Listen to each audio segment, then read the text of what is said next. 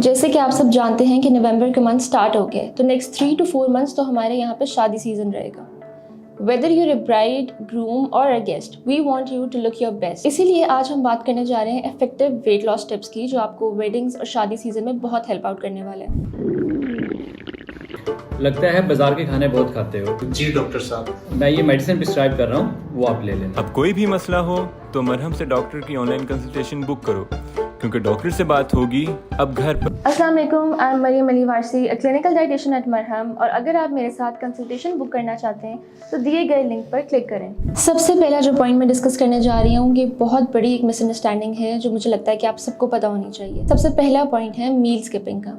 70 to 80% patients clients जो मेरे पास आते हैं, उनको ये लगता है कि अगर वो मील स्किप करेंगे तो उनका वेट गेन नहीं होगा, उनके वेट लॉस में वो हेल्प आउट करेगा।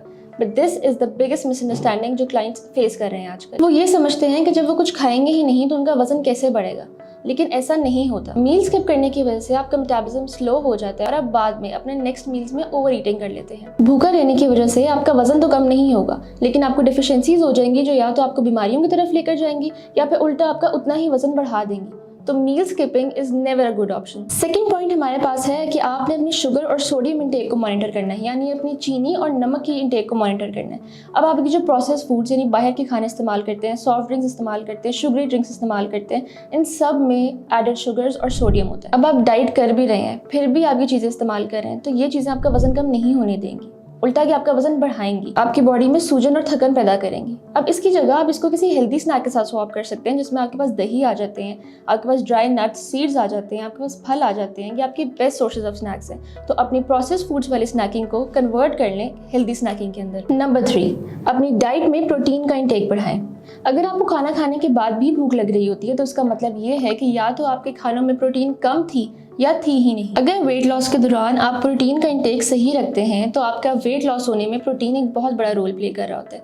किस तरह? वो इस तरह कि आपको बहुत जल्दी भूख नहीं लगती।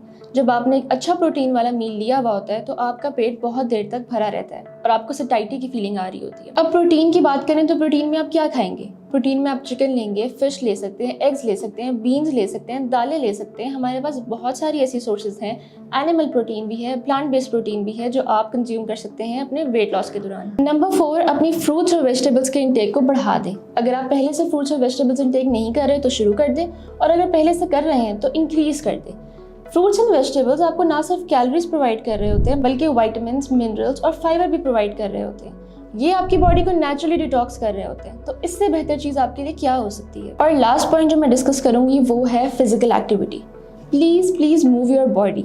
आपको एटलीस्ट 30 to 40 मिनट्स की एक्सरसाइज डेली बेसिस पर करनी है। अब चाहे आप उसके अंदर कोई वॉक कर लें, आप जिम ज्वाइन कर लें, आप कोई 30 to 40 मिनट्स की फन मूवमेंट एक्टिविटी कुछ भी कर लें, लेकिन आपने लाजमी अपनी बॉडी को मूव ज़रूर करना है, क्योंकि इसके बगैर वेट लॉस बहुत स्लो हो जाएगा आपका। जितनी आपके लिए हाइड्रेशन ज़रूरी है उतना ही आपके लिए फिजिकल एक्टिविटी भी बहुत ज़रूरी है। तो प्लीज़ कीप इन माइंड कि physical activity is very essential. अगर इस टॉपिक से रिलेटेड आपके पास कोई भी क्वेश्चन है तो आप कमेंट सेक्शन पे नीचे लिख सकते हैं।